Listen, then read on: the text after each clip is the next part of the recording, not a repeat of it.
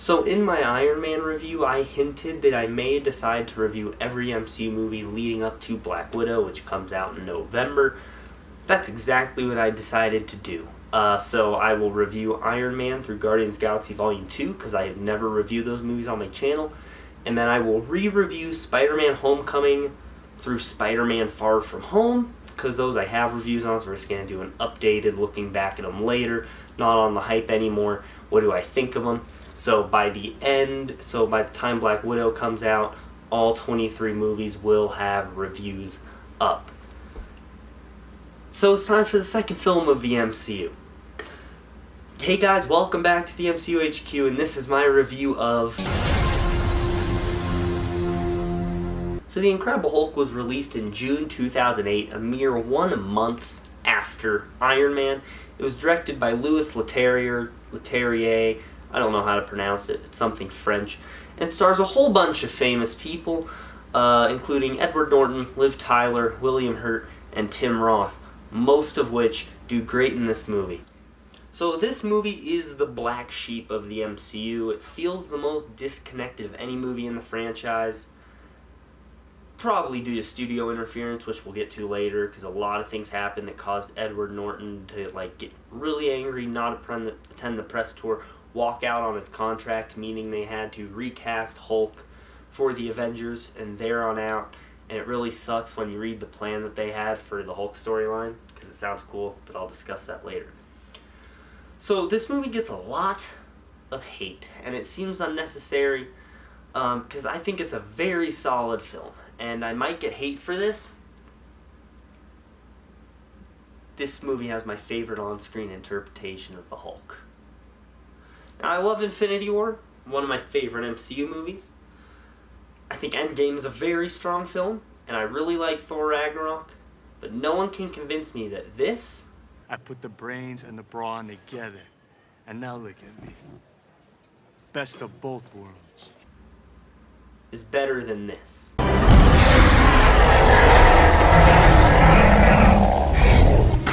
Okay, but now it's time to get into the movie. I'll start off with the cast, most of which, as I mentioned, are pretty solid. Edward Norton played Bruce Banner really well. I think Mark Ruffalo played the scientist aspect of Bruce better than Norton did, but I'm not going to let that fact take away from how great Edward Norton did in this role, because that's not what the movie was going for. It was doing a character study on Bruce Banner. Edward Norton nailed it. He gives the best performance he could, and is one of the strongest links in the movie. There's two that are really good, so I didn't pick one over the other. Now, I was going to talk about this certain actress later on in the movie, but for the sake of not going out of order in terms of billing, we're going to talk about Liv Tyler now. She's not good in this movie. Now, saying something like this is where, in an argument like this, people would normally say, "What are you talking about? It's the best Betty Ross we've seen on screen." Okay, now, I don't even know if that's a real argument, but for the sake of what I'm about to say, we're going to pretend that is. Just because something's the best interpretation doesn't mean it's good. So, she delivers her lines in this movie the same way that she does in every movie. She whispers them like this, and it's really weird once you notice it, and it's really annoying, and I really hate it. And then also, the character of Betty Ross just doesn't seem that important to the story. She does one thing I can remember that actually contributes, and that's when she gets mad at her dad after they take Banner into custody. But other than that, she has two things. Either gets in Hulk's way, or just stands around looking really confused.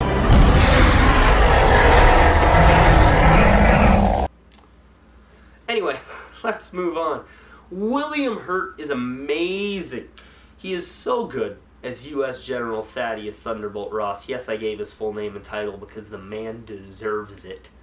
Both the actor and the character, because the character of General Ross is my favorite part of the movie.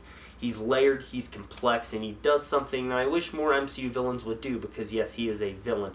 He realized he was the bad guy. You know, most villains believe what they're doing is right, and I think it'd be cool if more of them kind of took a second and realized, hang on, I was the problem here. I was hurting. I wasn't helping like I believed I was. That's a cool concept that not many movies outside of Hulk have ever done, and that's something that this movie did.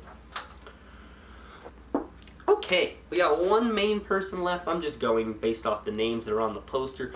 Tim Roth as Emil Blonsky / Abomination is great when he's in the movie, because I didn't realize just how little screen time he actually has, because he's not actually the main villain. Ross is the main villain. Abomination basically exists just to show the characters and the audience what would happen if someone who's already crazy gets Hulk powers instead of, a good person like Bruce Banner. And I think that was a really cool concept, and I want to see this character more in the future played by Tim Roth, because I think he did really good in the movie. The face, the voice, everything, it's perfect for Blonsky. And I want to see more Abomination. Universal, Marvel, come on, let's make it happen. Give us some more Abomination. Okay, now the story. So the story of this film, pretty straightforward, but still very complex. So Bruce Banner was working on a way to recreate the super soldier serum when he was doing a little experiment thing, and he got hit by gamma rays, turned into the ginormous green rage monster known as the Incredible Hulk. He started wrecking stuff because he felt like it. He hurt a lot of people along the way. Now, a while later, he's hiding out trying to find a cure while the government hunts him down, and then he has to he is then on the run with Betty, and it's a very solid story. They handled it very well. I think it's a perfect Hulk story. And, every character has depth, even, people like Betty that, as I've mentioned, I don't really care for. There's depth in her. Every character has depth. Every scene has its purpose, whether that's the fight with Abomination or Banner asking for a ride and he's trying to speak Portuguese. Every scene feels so important to the story, and I love that aspect. More movies need to do that, because a lot of them now just have a scene where he kind of just slows down and nothing happens. And I want to talk about the action, because I think this movie has some really badass action. The chase scene featuring the three factions, being Banner, the soldiers, and then those jerks from the bottling plant, that is still my favorite chase scene of the MCU. It was the perfect setting for a foot chase. I mean, the thing from Civil War is cool through the parking lot and the rooftops, but it doesn't match this Brazilian setting because the houses are built like that. So it allows for, rooftop travel, and as well as verticality, which is all of it is used in some really cool ways, and every time I watch that chase, I feel like I learned something new out of it I didn't see the first time.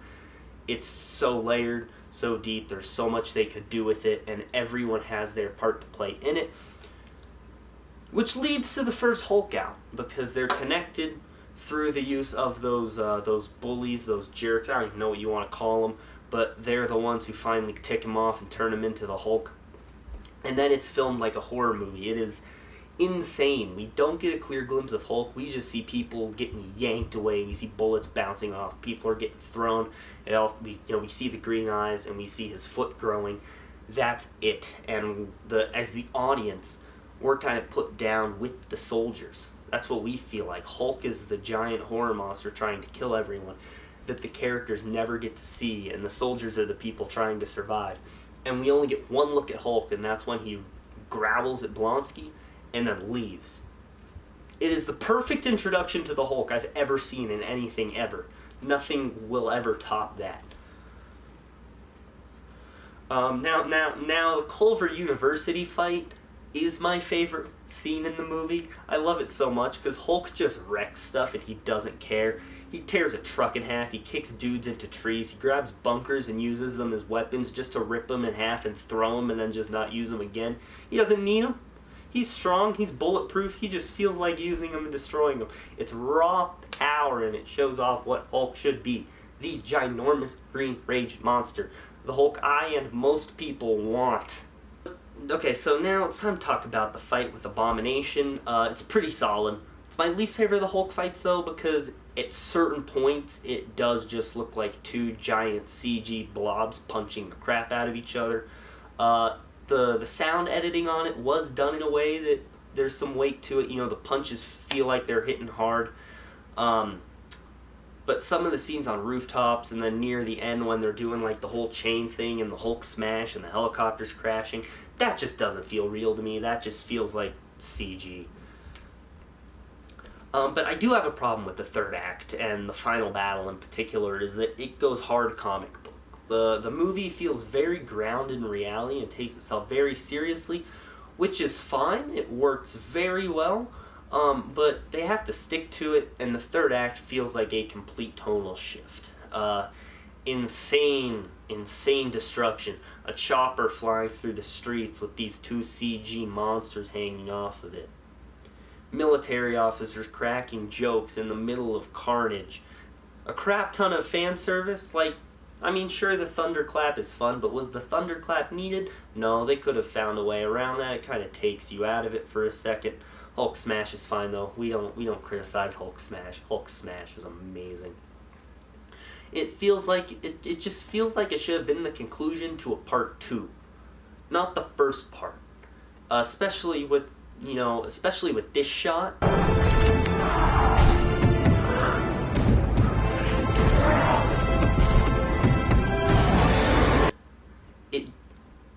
I just don't think it belonged in this Hulk movie. But now for the CGI problem, because this movie does not have great CGI, and that's a nitpick I've had for a long time, and it's very noticeable in the final battle. Like, Hulk seems almost finished. If you watch the Culver University fight, there's a few times where it looks like he needed some touch-up, mainly on his chest area. His wrinkles don't feel too real when he's like, just look at it, you'll see what I'm talking about. But he looks good enough that I can get past it. But Abomination CGI, oh boy, it looks unfinished. It looks like they had to meet their deadline because the release dates are set beforehand, but they weren't going to do it. Like, they weren't going to make it, so they kind of had to stop working on the CGI because Abomination doesn't look finished. He looks like a cartoon. Go watch the ending part of the Abomination fight, and it feels like, fine CGI, good, solid Hulk, versus cartoon. Like, good-looking cartoon, but cartoon nonetheless. And I feel like he belongs in the bin of comic book characters with unfinished CGI.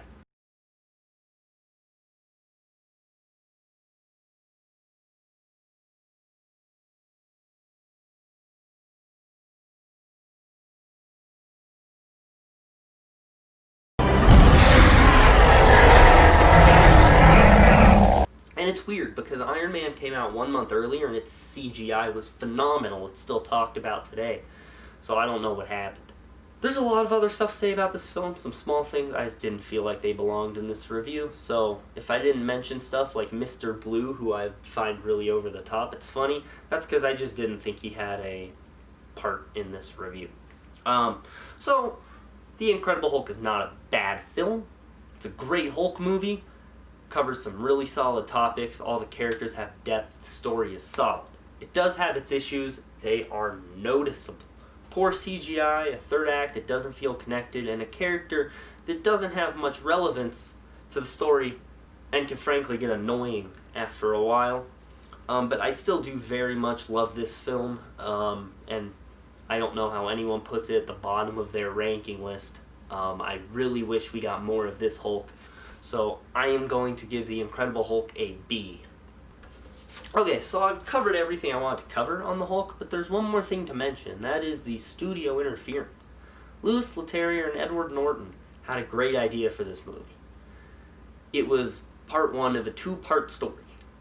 Norton pitched a dark story delving into the ideology behind Banner and the Hulk. It frankly sounds amazing. It's the Hulk storyline I want to see.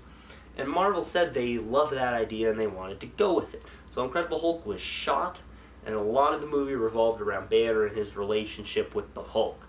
More so than it already does. Think about that. And apparently Marvel then changed their mind. They went to Leterrier and Norton and forced them to make changes to fit with something else. And so this upset Edward Norton. He felt he had been lied to, betrayed, which in a way he had. He left the franchise, and it's been very clear that he has no interest in ever returning to work with Marvel again. They really did him dirty. I've seen things saying 30 minutes were cut out, but I've also seen articles reporting 70 minutes were cut to fit with Marvel's new vision for the film. So yeah, everyone who criticizes DC for meddling and said Marvel knows what they're doing, Marvel was meddling on their second film also, so, you know, it could suck it. You know, it worked out, like the movie's still good, but it's still upsetting. You know, we got the Donner cut of Superman 2, we're getting the Snyder cut, we got Season 7 of the Clone Wars, we got Sonic's design changed, all things the fans fought for. Let's release the Leterrier cut. So I'm kind of joking, but not really. I don't care if we get one or not. It would be nice to see the movie in its original form with an official release, not just something pirated online with extra footage unofficially stick together where people think it should go. But I don't need it. Anyway, so that was my review of The Incredible Hulk. I will see you next time when I review Iron Man 2, everyone's favorite MCU movie. Kidding. So anyway, leave your thoughts down in the comments below. Do you agree with what I said about the Hulk? Do you wish we could have seen that two-part Hulk story? And what is your favorite on-screen interpretation of the Hulk? Let me know all of that. Also, leave a like on this video, subscribe, and click on the bell icon to receive all notifications from the MCU HQ. That's going to be it. Have a great day, guys.